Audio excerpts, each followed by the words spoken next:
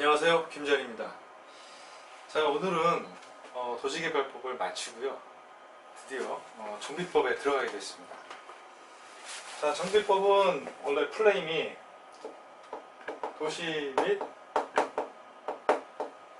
주거 환경 정비법이죠. 이것도 너무 길기 때문에 약칭이 있어요. 약칭이 도시 정비법이에요.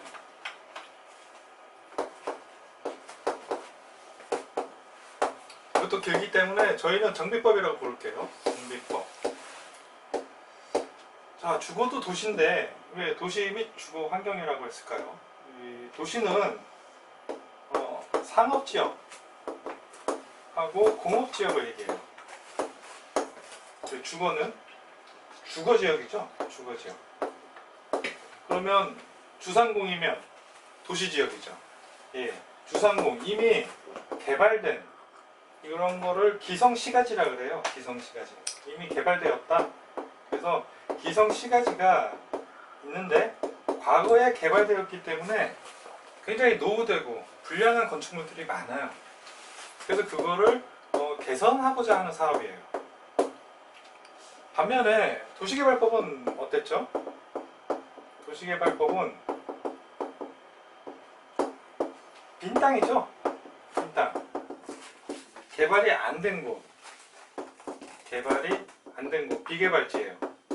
이런 곳을 신시가지를 만드는 거죠. 신시가지. 신시가지나 단지를 조성한다고 나와 있어요. 근데 공부하시다 보면은 굉장히 중복된 내용이 많아요. 비슷비슷하게 느껴지기도 하고.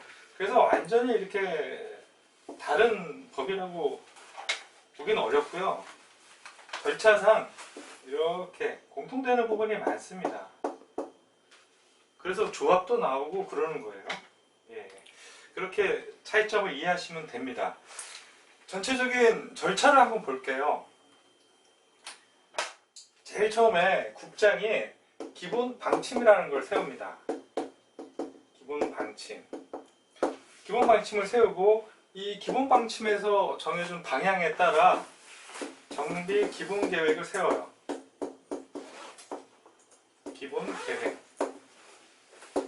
정비 기본 계획이 세워지면 여기에 예정 시기, 언제 할 거냐, 또 뭐 예정 구역이 있죠.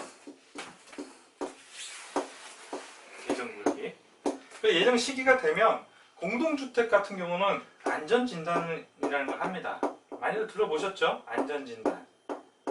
우리도 이거 자세히 배울 겁니다. 안전진단을 통해서 D나 뭐 2등급을 받았다. 그럼 D 같은 경우는 조건부로, 2등급 같은 경우는 이제 빨리 해야겠죠. 그리고 뭐 또 안전진단만 보는 게 아니라 여기에 뭐 지역 여건도 좀 살핍니다. 그래서 이거는 해야겠다 싶으면 정비계획을 위반해요. 정비계획을 위반하면 그때 구역이 지정이 됩니다. 도시개발에서 제일 처음에 세웠던 계획이 개발계획이었어요. 그리고 나서 시행자를 정했죠. 거기에 대응되는 거예요. 비로소. 그러면 정비법은 도시개발법에 비해서 이 앞에 두 개가 더 있는 거죠. 왜 기본계획이 있을까요? 이 기본계획은, 정비법은 이미 도시가 있는 데서 개선하는 사업이잖아요. 근데 이걸 다 철거를 하고, 예를 들어서 철거를 하고 새로 이제 아파트를 지으려고 합니다. 그러면 기존에 살던 사람이 어디론가 나가야 되잖아요. 그러면 수요가 늘어나게 될 테고요. 주택 공급은 부족할 테니까 가격이 올라요. 그러니까 부동산 가격이 불안정하기 때문에 계획을 어떻게 순차적으로 개발할 건지 그런 거에 대한 계획이 필요하고요. 그 다음에 요만한 집을, 단독주택이나 이런 것들을 부시고 상당히 밀도가 있는 아파트를 짓게 됩니다. 그렇게 되면 기반시설 같은 게 부족할 수 있죠. 그래서 그런 거에 대한 계획을 세우기 위해서 기본 계획이 있는 거예요. 그래서 도시개발 정비법에 비해서 이 앞에 계획이 좀 더 있는 거죠. 자, 정비 계획을 세웠습니다. 그래서 구역이 지정됐어요. 그러면 이제 시행자를 정해야죠. 누가 할 건지 시행자를 정하고 밑으로 내려오겠습니다. 자, 시행자를 정했으면 시행자는 구체적인 계획을 세워요. 구체적인 계획. 그게 여기서는 사업 시행 계획이라고 합니다. 도시개발법에서는 시행자가 짜는 세부 계획을 실시 계획이라고 그랬죠. 도시군 계획 시설도 실시 계획이라고 그랬어요. 이게 용어만 다르지 시행자가 짜는 세부적인 내용이라는 데는 똑같습니다. 개념은. 자, 사업 시행 계획 했으면 그 다음에 조합원 분양을 받아요. 조합원 분양을 받고 이 분양 신청에 따라서 계획을 짭니다. 그게 관리 처분 계획이에요. 이때 어떤 아파트를 몇 평을 어떻게 받을 건지가 정해지겠죠. 도시개발법에서 입체환지에 대응된다고 볼 수 있어요. 입체환지. 이거 왜 도시개발법 얘기를 꺼내냐면 도시개발법은 우리가 이제 공부했잖아요. 그러니까 좀 더 이해하기 쉬우라고 제가 말씀드리는 겁니다. 자, 관리 처분 계획을 짜고 나면 인가를 받죠. 인가를 받고 나면 드디어 이제 철거에 들어가요. 철거하고 나서 착공을 하고 그 다음 공사가 완료되죠. 그럼 준공검사를 받습니다. 자, 준공검사 받고 나면 이전 고시라는 걸 해요. 여기서 환지 처분하는 거랑 같은 개념이에요. 이전 고시함으로 해서 이제 소유권이 넘어가게 되는 거죠. 우리는 이 기본 방침에서부터 이렇게 하나하나 차근차근 배워 나갈 겁니다. 순서를 어느 정도 이렇게 머릿속에 담고 계시면 아, 다음에 또 뭘 공부하겠구나 라고 전체적인 체계가 잡히겠죠. 예. 절차를 이제 알아봤고요. 책에 보시면 그다음 제일 처음에 나오는 게 용어 파트예요. 용어 파트. 용어 파트는 읽어보시면 되는데 제일 중요한 게 두 가지가 있습니다. 주거환경 정비법에서 나오는 정비 방식이 뭐가 있냐? 세 가지가 있어요. 주거환경 개선사업,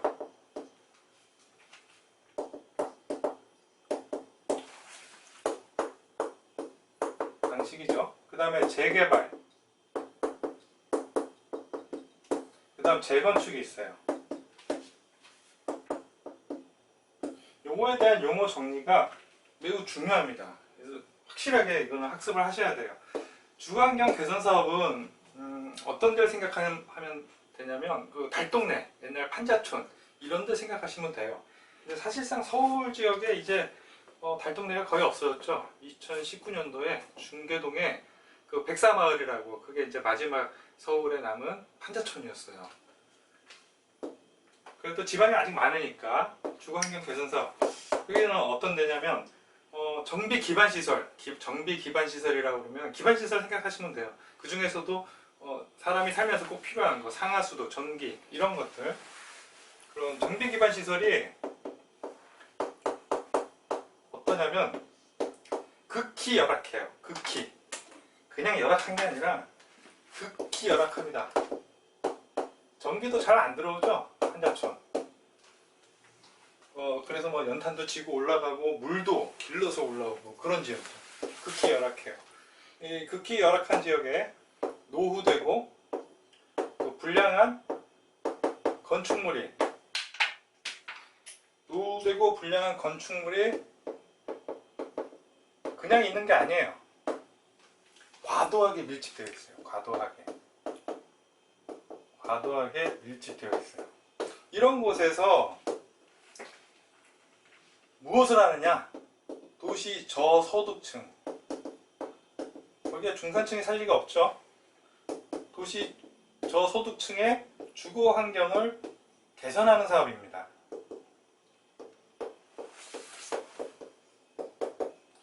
저소득층. 이게 또 키포인트예요. 자, 여기에 비해서 재개발 사업은 어떨까요? 재개발 사업은 정비 기반 시설이 극히 열악한 게 아니라 그냥 열악해요. 그리고 노후 불량 건축물이 과도하게 있는 게 아니라 그냥 밀집돼 있어요. 그러니까 어느 정도 밀집돼 있냐? 한 3분의 2가 노후되고 불량한 건축물이에요. 정의해 보시면 노후 불량한 건축물이 뭔지 정의가 나와 있는데 중요한 내용은 아닙니다. 다 부서져가는 건물 정도구나 이해하시면 돼요. 그래서 우리가 재개발 투자를 하실 때 갔더니 빌라나 이런 것들 새로 지어진 것들이 많아요. 그러면 재개발 죽었다 깨어나도 안 됩니다. 사업성이 없거든요. 3분의 2 이상이 노후 불량한 건축물이어야 돼요. 자, 여기는 그냥 주거 환경 개선 사업을 한다 이렇게 되어 있어요. 그런데 그 옆에 또 붙어 있는 말이 있습니다. 상업과 공업 지역에서 도시 환경을 개선한대요. 도시 환경을 개선한대요. 자, 그러면 주거뿐만 아니라 상업 지역, 공업 지역의 도시 환경을 개선하는 거예요. 도시 환경 그러면 상업 지역과 공업 지역을 얘기하는 겁니다. 그렇게 이해하시면 돼요. 자, 재개발은 왜 주거뿐만 아니라 상업이나 공업까지 있냐면 과거에는요 두 가지가 있었어요. 이외에도 여러 개가 있긴 한데 도시환경 정비사업이라고 있었어요. 도시환경 정비사업 이거랑 주택 재개발이 있었어요. 주택 재개발.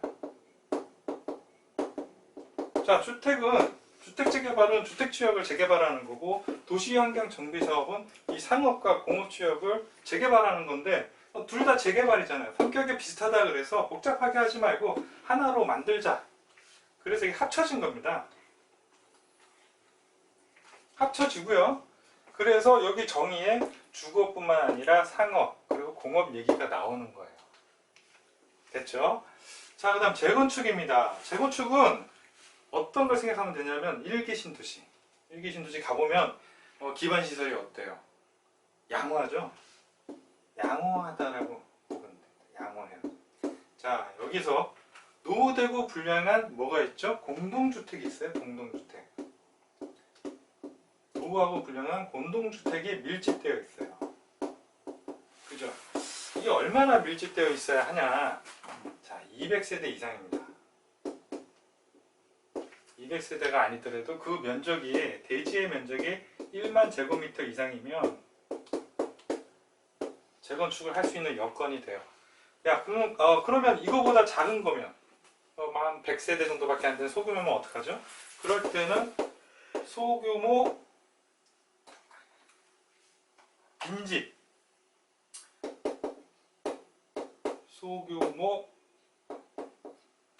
죄송합니다. 빈집이 먼저 나와요. 자, 빈집 및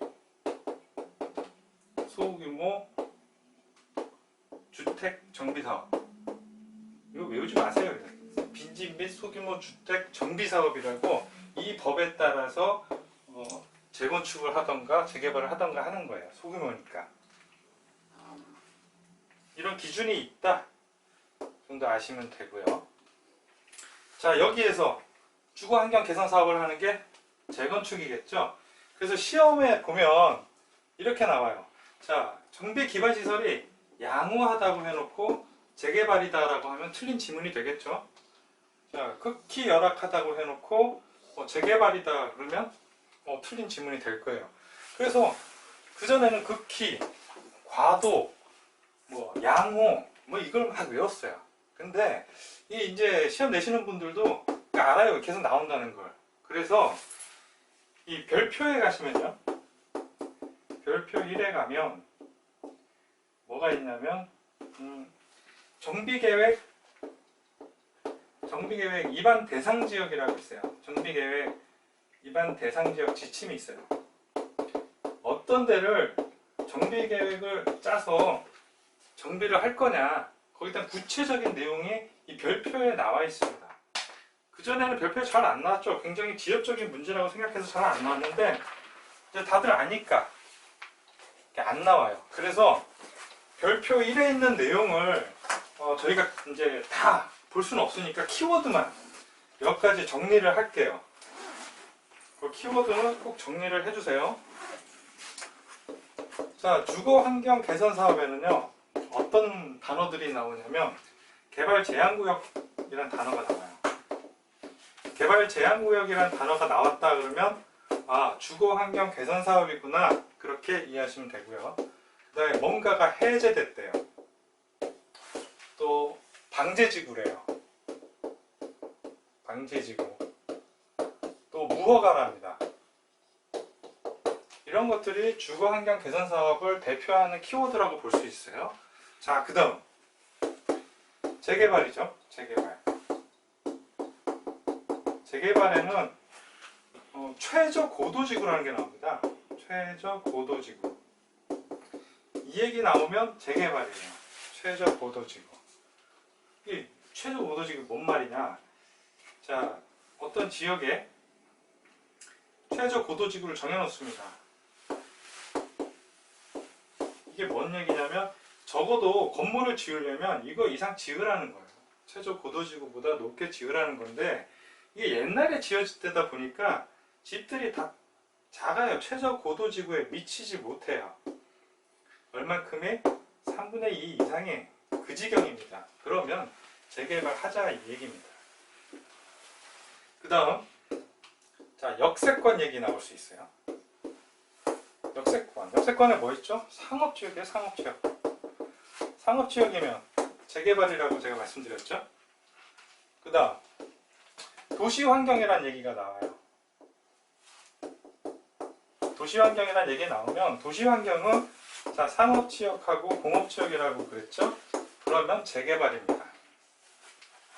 이게 재개발에 나오는 단어의 중요한 단어들이에요. 그리고 이 두 개를 아우르는 단어들이 있어요. 철거민.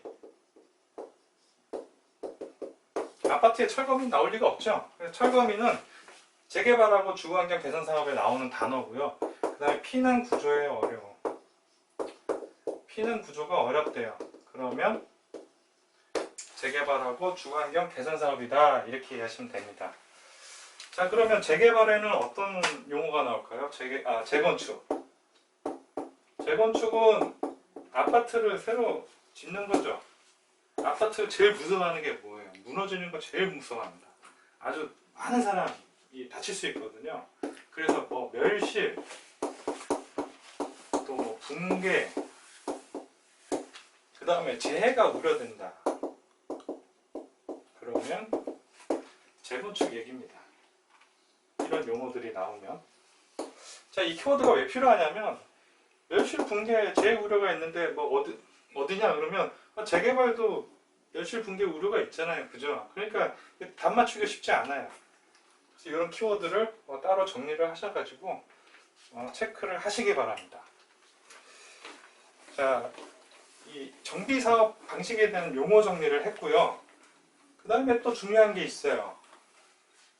중요한 게 토지 등 소유자가 나와요. 토지 등 소유자. 도시개발에서는 토지 소유자가 나왔죠. 여기는 토지 등 소유자. 토지 등이니까 토지 소유자뿐만 아니라 뭐 다른 것도 얘기하겠네요. 그런데 이 용어 자체는 이 사업 방식이 뭐냐에 따라서 그 정의가 좀 달라요. 자, 주거환경 개선 사업.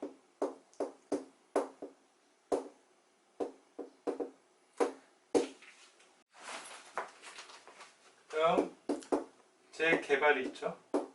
그다음 재건축이에요. 자, 토지 등 소유자라는 단어는요, 주거환경 개선 사업과 재개발 사업에서는 토지 소유자, 그리고 건축물 소유자, 그리고 지상권자가 있습니다. 이 셋을 토지 등 소유자라고 그래요. 그런데 재건축에서는요, 토지 토지 소유자의 건축물까지 소유를 해야 돼요. 그래야 재건축에서 조합원이 되고요. 나중에 분양을 받을 수가 있어요. 여기서 내가 토지만 갖고 있다던가 아니면 건축물만 갖고 있으면 재건축 사업에서는 조합원이 될 수가 없어요. 그래서 토지 등 소유자의 정의가 매우 중요한 겁니다. 자, 이게 기존에 아파트가 있어요. 아파트에 있으면 여기에 뭐 예를 들어서 201호를 갖고 있어요. 그러면 등기 때 보면 대지권이 있죠. 그러면 대지의 어떤 일정 비율을 갖고 있다는 얘기예요. 그러면 토지와 건축물을 다 갖고 있는 거죠. 이런 사람만이 조합원이 될 수가 있어요. 그런데 주환경 개선 사업과 재개발은 토지, 건축물, 지상권자로 정의되어 있어요. 자, 책에는 안 나오는 얘기지만 지상권이 어떤 거죠? 건축물이나 공작물, 또 수목을 소유하기 위해서 토지를 빌리는 거죠. 그 장기 빌리기 위해서 등기에다 지상권을 설정해 놓는 거예요. 그런데 여기 보시면 건축물 소유자가 따로 있잖아요. 그쵸? 그러면 여기에 나오는 지상권자는 수목을 소유하기 위해서나 아니면 공작물을 소유하기 위한 지상권자일 거예요. 그렇죠. 그런데 이 사람들은, 이걸 가진 사람들은 사실상 조합원이 될 수가 없어요. 조문에는 조합원이 될 수 있다라고 나오는데 그것도 토지와 지상권자를 합쳐서 한 명만 될 수 있어요. 한 명. 그럼 토지 소유자가 되지. 수목이나 거기 땅 위에 있는 공작물을 소유한 사람이 조합원이 될 일이 없겠죠. 그리고 조문에는 나중에 지상권자는 분양을 받을 수 없다라고 분명하게 얘기가 되어 있어요. 그런데도 불구하고 여기 지상권자라고 나오니까 토지 등 소유자에 공부하시면 이게 왜 있나 하는 생각이 계속 이렇게 머리를 잡고 있을 수 있어서 제가 말씀드리는 겁니다. 이거 왜 있냐면 일본의 법률은 독일에서 가져왔어요. 근데 우리나라는 일본 법률을 가져왔거든요. 근데 일본의 법률에 건축물을 소유하기 위한 권리를 차지권이라고 해요. 차지권. 이거를 그대로 따오다 보니까 들어가게 된 거예요. 대단한 의미가 있는 게 아닙니다. 그래서 우리는 그냥 그대로 받아들이면 돼요. 재개발과 주거환경 개선 사업의 토지 등 소유자는 토지와 건축물 지상권자를 얘기한다. 이렇게 그냥 이해하시면 됩니다. 자, 정의에선 이게 제일 중요했고요. 그 다음 이제 계획에서부터 차근차근 좀 나가보도록 할게요. 제일 처음에 짜는 계획이 기본 방침이었어요. 기본 방침은 누가 짜냐? 국장이 짭니다. 자, 그 다음에 짜는 게 정비 기본 계획이었죠.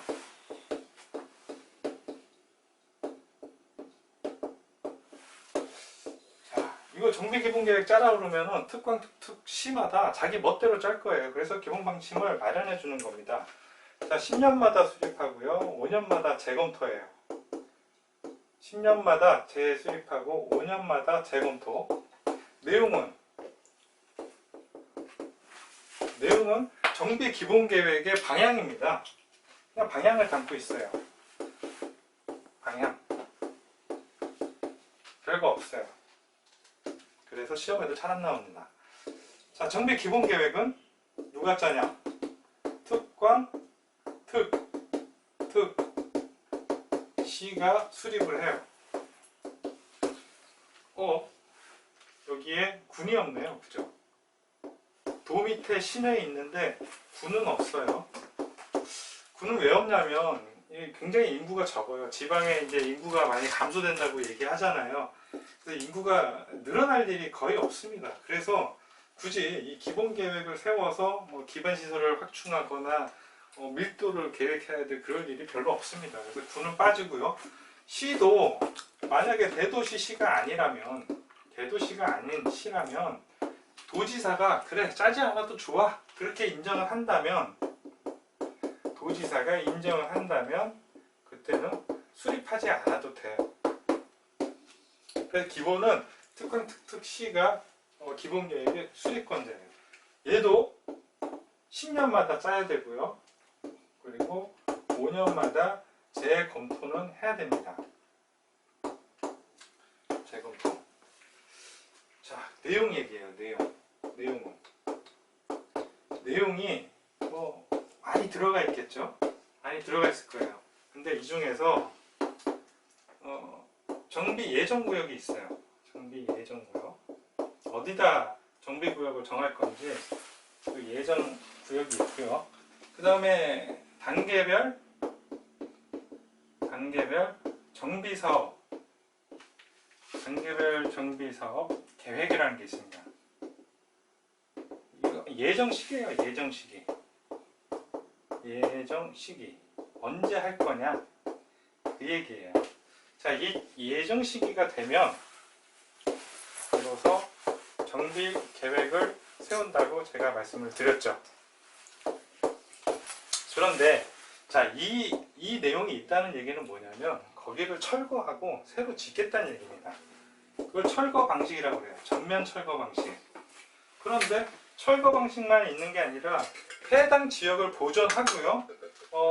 기반시설과 그런 것들을 공공이용시설을 확충하는 그런 게 있어요. 그걸 현지 개량 방식이라고 합니다. 현지 개량 방식. 제가 용어 설명드리면서 하나 좀 빼먹은 게 있네요. 그러고 보니까 자, 용어에서 주거 환경 개선 사업에 현지 개량 방식이라고 있어요. 현지 개량 방식. 현지 개량 방식은 뭐냐? 단독주택이랑 다세대 주택이 밀집되어 있는 곳이에요. 단독주택이랑 다세대가 밀집되어 있어요. 이런 지역에 기반시설 있죠. 기반시설하고 기반시설, 그 다음에 공공이용시설을 확충해줍니다. 이용시설, 공공이용시설을 확충해줘요. 이걸 만들어주고요. 여기에 있는 단독주택과 다세대는 스스로 개량하는 겁니다. 그거를 현지 개량 방식이라고 해요. 어떤 분은 또 스스로 개량 방식 뭐 이렇게도 얘기하는데 행정청에서는 현지 개량 방식이라고 얘기를 해요. 자, 이거 빼먹었으니까 이거 하나 추가시켜 주세요. 자, 현지 개량 방식 같은 경우에는 정비 기본 계획에 이 내용이 없죠. 이 내용이 없을 거예요. 대신에 어떤 내용이 들어가 있냐면 요 내용이 들어간다. 생활권이라는 거는 먹고 자고 일하고 하는 그 권역을 얘기해요. 생활권별로 주택 수급, 그 다음에 기반시설 설치 계획,